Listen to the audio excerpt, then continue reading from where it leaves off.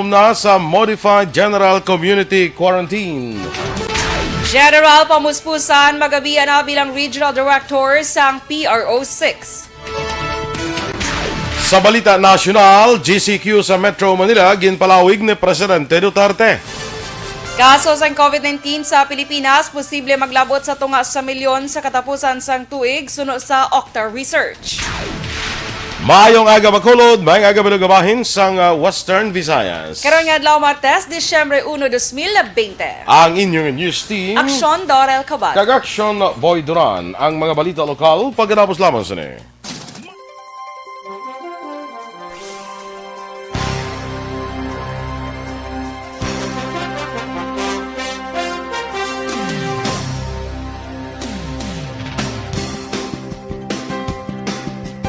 Of December, Action Boy.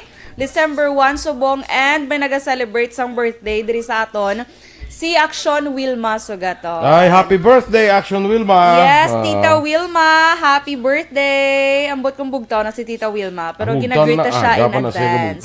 Yes. Kay, sige sa aton mga ka-aksyon yung nag-aupod sa aton subong nga aga. Good morning gid kay Ma'am Vanessa Mayo, nagapanguna gid siya is watching.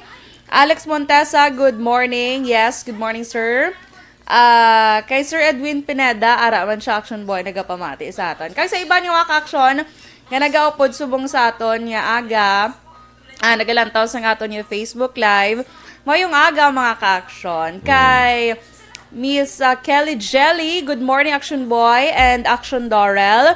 Happy Tuesday na dira sa aton. It's December na dira sa aton. Yes, ma'am, correct. Advance Merry Christmas to all of you there. Greet ko lang always Salvadorians and Mr. Biboy Villasor sang CMO Sectoral watching here live sa USA. Yes, good morning. Sa akong Tito Jared Gatcho, Araman. Good morning to. Kay...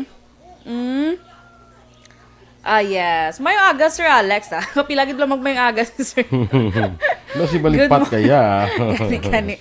Kaya Anton Ventaha. Good morning. Dra sa may Dubai siya, Action Boy. So, dito siguro mag-Christmas sa Dubai.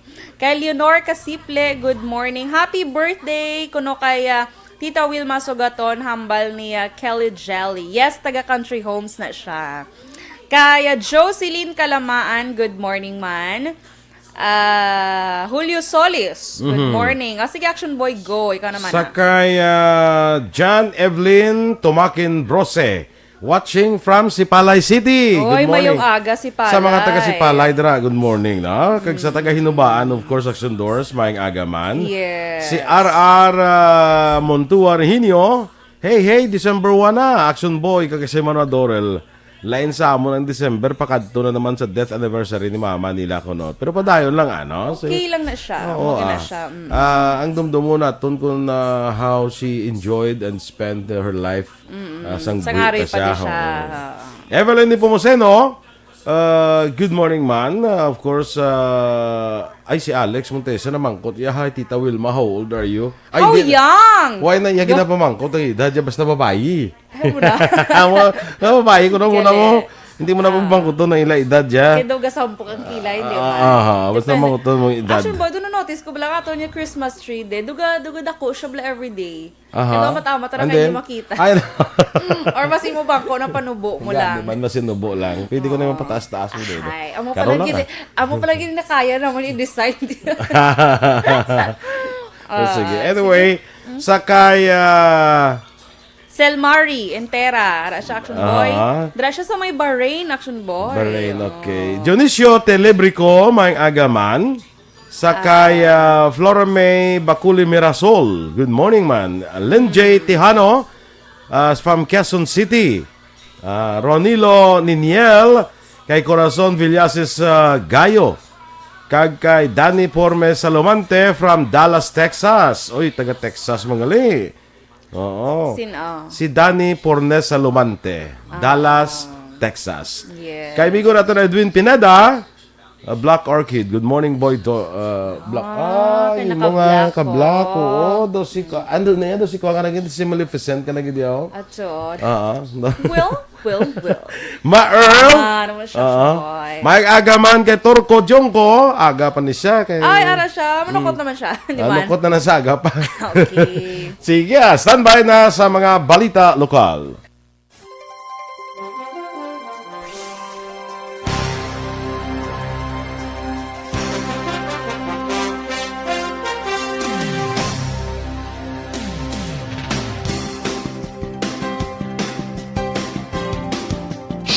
Balitang Bayan, Numero 1.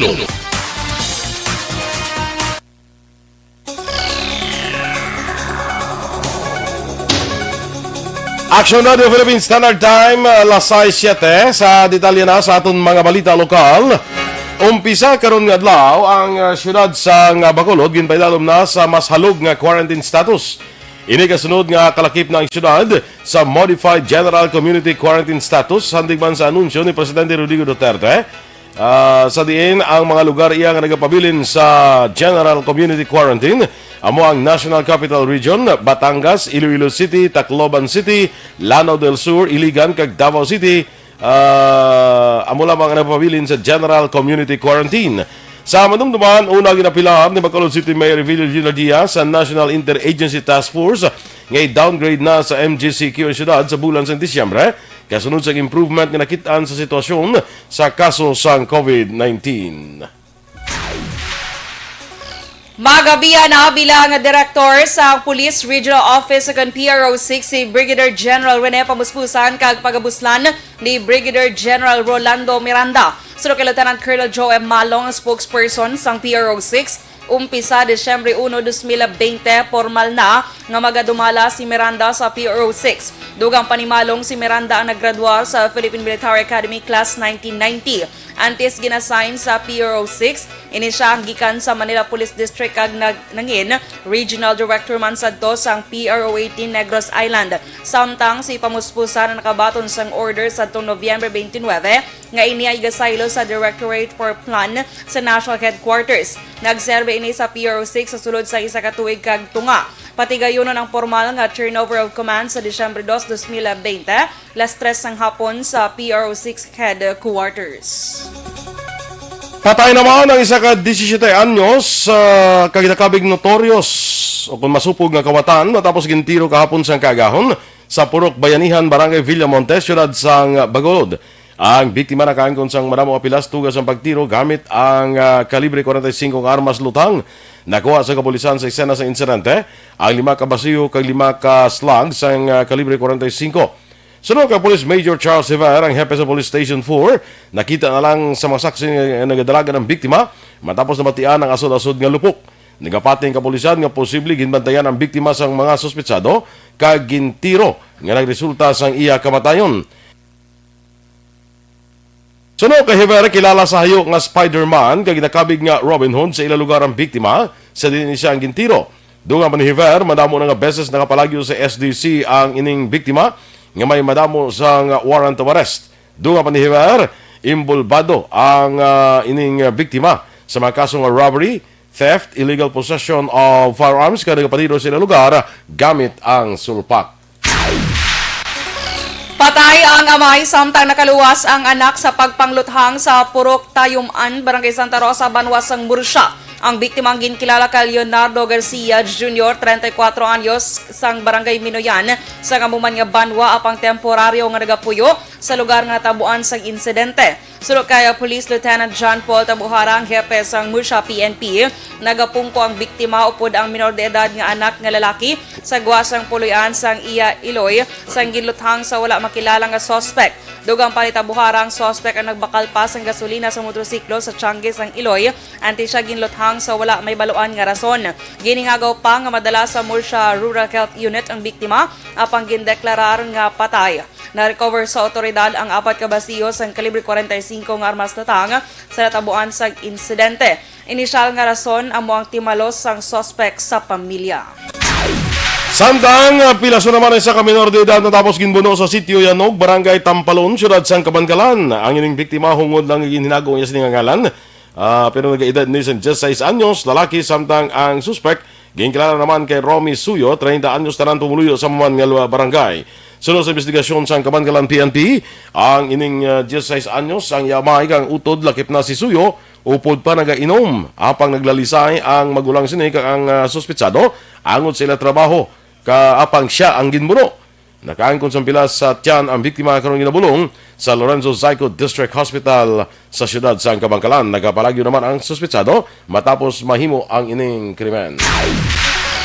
Ginabulong karon sa South Bacolod General Hospital si Cesar Geronimo, 39 anyos, kag pumuluyo sang barangay Mansilingan, siyudad sang Bacolod. Ini matapos na aksidente kahapon sang agang iya ginasakyan nga Honda motorcycle sa Banga Tomaro, Araneta Street, barangay Pahanukoy, siyudad sang Bacolod. Si Geronimo ang nakaangkon sang kapilasan sa nagkalain-lain nga bahin sa iya lawas. Suro kay Police Staff Sergeant Celerino Arrollado, ang traffic investigator sa Police Station 8, may kadasigon ang pagpadalagan ni Geronimo sang nakabunggo ang iyang motorsiklo sa isa pa ka motor nga ginamaneho naman ni Arman Pipino Jr., 28 anyos, kag pumuluyo sang barangay Alihis, siyudad sang Bacolod. Bangod sini nagabulag sa motor si Geronimo, kag dito nagsuhot sa idalom sang PUJ nga ginamaneho naman ni Wilfredo Kanumkato nga pumuluyo sang barangay Pahanukoy sa amuman nga siyudad. Suno kay Arrollado, hulaton niya si Kanumkato, Pipino kag Geronimo sa posible settlement sa natabo. Samtang dakop naman ang isa ka minor de edad sa bypass operation sa Police Station 2 sa Purok Kagaykay, Barangay 2, siyudad sa Bacolod kahapon sang hapon. Ang subject sang bypass operation, isa ka 16 anyos nga lalaki, kaya ginaligar, ginasugo sa iban nga mga drogista sa lugar nga mabaligya sa illegal nga droga para sa ila. Sunod ka Police Station 2 Commander Police Captain Leo Estopa, nakuha sa sining minor de edad ang 12 kapalaba nga plastic sachet sa ina suspetsuhan shabu nga may kabugaton nga 3 gramos. Kaginabuluman ta nagabalor 20,000 pesos. Isa ka improvised tutor, 500 pesos nga mark money. Kag 1,900 pesos nga benta. Anatakpan isa ni ka street level individual. Preso karon ang menor de edad sa custodial facility sa Police Station 2 para sa nagkaigo nga disposisyon. Kag sa katapusan nga balita lokal, nagapangabay si Kagawad Region Lapuos sa pumuluyo sa Barangay Zone 12A, siyudad sang Talisay, nga magbinantayon matapos nakalabot sa ilaig talupangod ang madata nga kinawatay sa ilang lugar. Suno kay Lapuos, nakita sa CCTV camera ang wala nakilala nga mga kawatan sakay sa isa ka van kag nagkuha sa isa ka mountain bike kag iban pa. Ginpalabot na nila Puos sa Hepe sang Talisay PNP ang ini nga problema kag ginabisuhan nga magbantay kag gilayon i-report sa pulis ang pareho sini nga insidente. Aksyon Radio Philippines Standard Time, las 6:14. Kag sa aton mga ka-aksyon,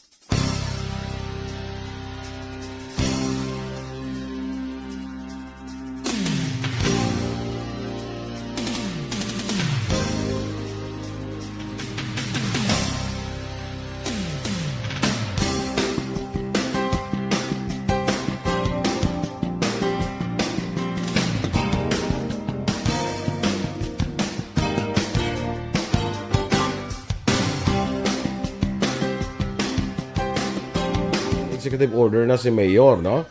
Parte ni sa pagpaidalom sa aton sa modified general community quarantine. Actually, yung Bacolod, modified general community quarantine na kita, as far as executive order, when nakinalang executive order, yan GCQ, ginaya kay IETF Ara na na action yan. boy actually. Ara na ang executive order? Yes. Sige.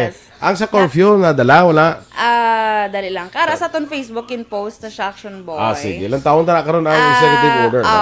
Ang curfew, 11 p.m. to 4 a.m. na. 11 to 4? Yes, 11 p.m. to 4 a.m. exemption ang night shift workers kag public emergencies. As Of usual, course. no? Liquor ban, same man sa gihapon, pwede ka bakal 12 noon to 6 p.m. Ang inom pribado, Japan action boy. Okay. Pero, yes. sige, pero ang curfew 11 to 4 11 na. to 4 na. Hindi 3, why gina-adjust sa 3? Basta sa 16 naman, ma-adjust naman na. Siguro. Kay para sa simbang gabi, bla? Kay doon nag-ayo to si father, si Monsignor, Bishop Buson. no? Sige, action boy, go. Judenia Sarmiento Puig Lazaro, good morning man sa imo. Sa kay Helen Dursa, ako ay parente ko, Helen Duran Nervous, no? Good morning. Sa kay Jomar Ayagan, watching Zone 14A, Talisay City. Good morning ko sa kay Verana Calero family. Cecilia Oleo from Cebu City. Sa kay Remy Atadero, good morning man. JR Dimo Pabalinas Panagiton, watching from Pontevedra. Tamya man si Junjun. Nga nagatagay pa ko, no? Nga aga pa ni. Sige. Kasi nagahan, goro. Nagahan ba? Kay Marico Rizali, dira sa Malaysia. Happy morning ko kay Attorney Rene Tiano, Attorney Greg Lanarias ang La Carlota from Rizali, Villanueva. Si RR Montua, action boy halong, kay mabiyahe siya kung mabaka siya kung guma. Sa bago? Das tabangan sa college. Oo, nga sa bago, gini mo bakal guma. Sige, may aran. Basid ang lapit siya. Okay. Eric Gallego. Sige. Nanon siya man nagtalang na siguro by the Sino? Si Eric Gallego. Wala siya hindi ko siya nagtalang. makita si Eric. Good morning, Sir Albert. Away manggoro. Ay siya nagtalang. Sige. Valencia, Kenneth Valencia.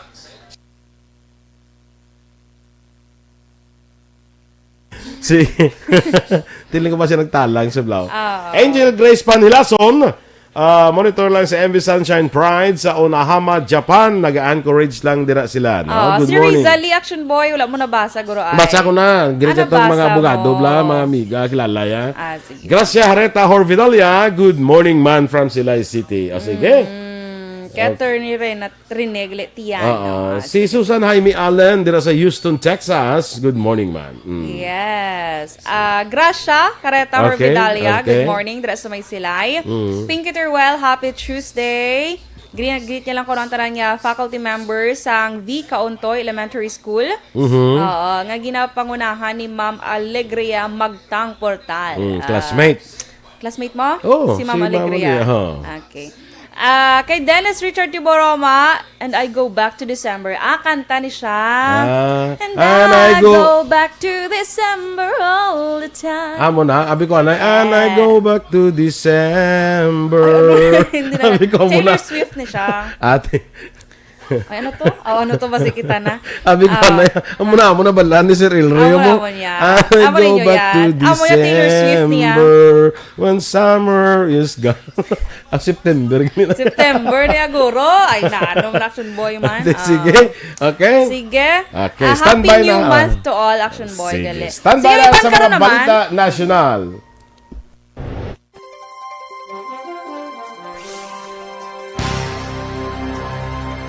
Kag sa aton mga ka-aksyon, nakaibalo ka mo bala nga sininga pa na.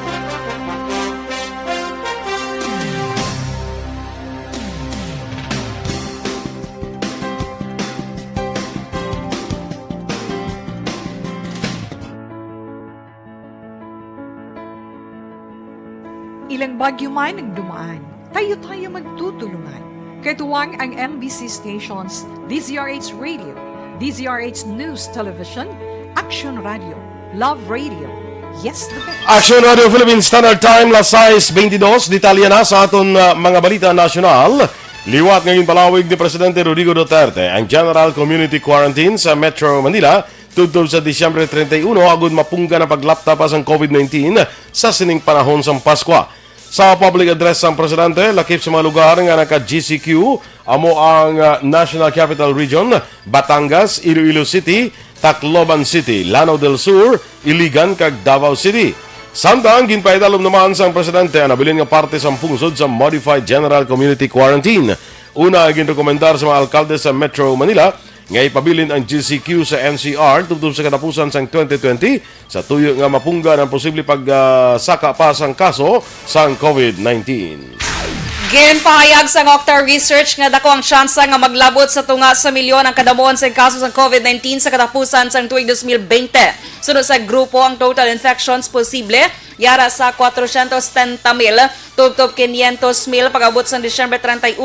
Ang reproduction numbers ang pungsod nagsaka sa 0.88 apan nagapabilin nga manubo sa critical level nga 1 para sa period sa Nobyembre 22 tubtob 28.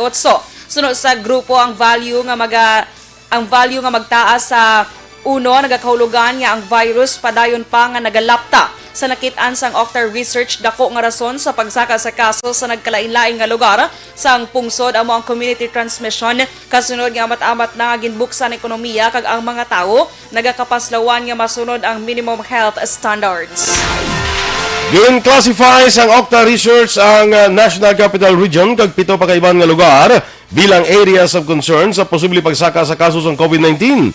Magluwas sa NCR, ginlakip sang Octa Research ang Davao del Sur, Quezon, Negros Occidental, Pampanga, Bulacan, Misamis Oriental kag Western Samar sa idalom sang areas of concern base man sa pinakauli nga monitoring report sang grupo.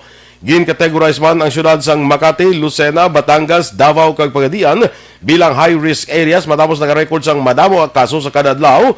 Positivity rate kag mataas nga hospital occupancy halin Nobyembre 22 tubtob 28. Naglabot na sa 431,630 ang kabilugan nga kaso sa COVID-19 sa Pilipinas matapos na record ang dugang nga 1,773. Sa report sa Department of Health, pinakamadamo nga bag-o nga kaso ang na-record sa Rizal nga may 104, Cavite nga may 99, Negros Occidental nga may 88, Davao City nga may 79 kag Laguna nga may 72. Samtang 44 ang bago nga recoveries nga nagdala sa kabilugan nga 398,658 kag 19 ang bago nga nagkalamatay nga nagdala sa kabilugan nga 8,392. Ang Pilipinas ay may 24,580 kaaktibo nga kaso sa COVID-19. Ginpahayag naman ni Interior Secretary Eduardo Anyo nga ginakabig nga mass gathering family reunion o kuna mass gathering ang family reunion rason nga gina-discourage ining himon. Suno kay Anyo parehos ang plano nga hindi tugutan ang Christmas party kag Christmas caroling, wala man dapat sang mass gathering. Ginsulit man ni Anyo ang pahayag ni Health Secretary Francisco Duque nga kung mahimo immediate family lamang ang kaupod sa pagselebrar sa Paskwa kag dapat ipatuman ang minimum health standard. Ginpahayag naman ni PNP Chief General Dewald Sinas nga wala sang pinang nga desisyon sa rekomendasyon sa Internal Affairs Service nga kakason sa serbisyo mga pulis imbabado sa natabo nga shooting incident sa Hulusulu. Sa press briefing, ginpahayag ni Sinas nga wala pa nakalabot sa iyo opisina ang nasambit nga rekomendasyon kag wala ini sa ideya kung sino ang nagpagwa matapos nga ang kaangay nga impormasyon gilayon ginapagwa kung wala pa naprobahan sang PNP Chief. Dugang pa ni Sinas anuman ang iya mangin desisyon angot sa rekomendasyon sang IAS ang mga imbolbado nga pulis mahimo makaapelar sa National Police Commission. Una nga gindayaw sang Armed Forces of the Philippines ang rekomendasyon sang IAS kag nagpahayag nga ila ginapaabot nga pasakaan sang kaso kriminal kag kaso sibil ang mga pulis nga mubado sa shooting incident sadtong Hunyo 29, 2020 nga nagpatay sa 4 ka intelligence officers sa Philippine Army. Bukas naman ang PNP sa anuman nga investigasyon angot sa operasyon sa pulis nga nagresulta sa kamatayon nanday National Democratic Front of the Philippines Peace Consultants Eugenia Magpantay kag Agaton Topacio sa naliging semana sa Angono, Rizal. Ginpahayag sa Communist Party of the Philippines nga ang pagpatay sa mag-asawa nga pareho nga senior citizen among pinakabago nga kaso sang wala sang pagbato nga natabo. Suno kay PNP Chief General Dewald Sinas, bukas ang ilahanay sa anuman nga aligasyon sa CPP bangod nga mayara man sang ebidensya nga ginauyatan batok sa mag-asawa. Kag sa katapusan nga balita national, ginakusahan ni Presidente Rodrigo Duterte ang militant organizations nga partisipantes sa Grand Conspiracy nga ginapangunahan sa Communist Party of the Philippines agod pabagsakon ang gobyerno. Sa weekly talk to the nation sang Presidente, ginpahayag nga mga grupo pareho sang Makabayan Block sa Kamara, Bayan kag Gabriela ang wala gina red tag sang gobyerno. Sunod sa Presidente, gina-identify lamang ang mga ini nga miyembro sang Grand Conspiracy nga ginalakipan sang tanan nga legal fronts nga ila ginorganisa nga ginapangunahan naman sang NDF kag Communist Party of the Philippines.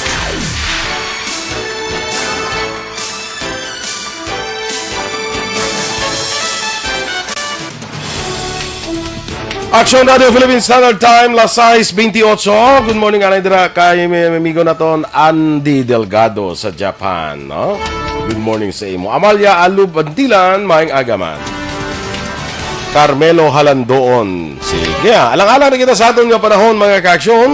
Inyong ipangatian na aton mga balita. Diri sa Aksyon, Balitang Bayan, Numero 1. Karon nga adlaw, Martes, Disyembre 1.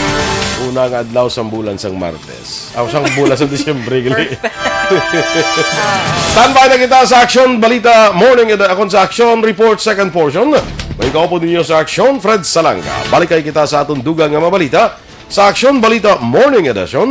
Upod gapon sa inyo News Team. Aksyon DorelCabatuNo. Kag Aksyon BoyDuran. Una sa balita, una sa aksyon. Sa Bacolod Aksyon Radio.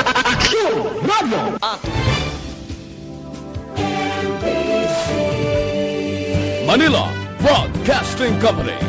Sa balita, komentaryo, issue, serbisyo.